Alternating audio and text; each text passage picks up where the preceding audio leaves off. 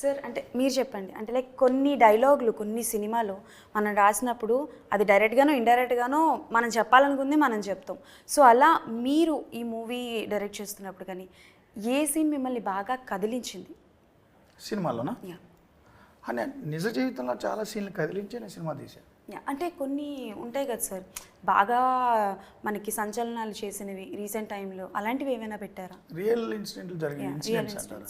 ఇప్పుడు ఈ రీసెంట్ టైమ్స్లో జరిగిన ఇన్సిడెంట్ నేనేం పెట్టలా. బట్ రీసెంట్ టైమ్స్లో జరుగుతున్న పాలిటిక్స్, సిస్టంలో ఉన్న తప్పులు, వాటన్నింటిని పెట్టు. స్పెసిఫిక్గా ఇదిగో ఈ ఇన్సిడెంట్ డైరెక్ట్గా నేను చెప్పేస్తానమ్మా. ఆ కుర్చీలో కూర్చుంటే నేనేం అడిగి ఉండేవంటే చంద్రబాబు అరెస్ట్ గురించి పెట్టావా, కొన్ని ఆర్టికల్స్ ఉన్నాయి కదా, అదే కదా మీ ఉద్దేశం. నేను పెట్టలేదు. నా సినిమాలో చంద్రబాబు లేరు. అన్ని క్యారెక్టర్స్. అంటే ప్రతినిధి 1 విషయానికి వస్తే, ఒక కామన్ మ్యాన్కి జరిగిన అన్యాయాన్ని బయట పెట్టడానికి సిస్టంలో ఎన్ని లూప్ హోల్స్ ఉన్నాయో అన్నీ పట్టుకొని చూపించారు. సో అలా ఇప్పుడు కూడా చాలా లూప్ హోల్స్ ఉన్నాయి, but there is no one who dare to tell about that.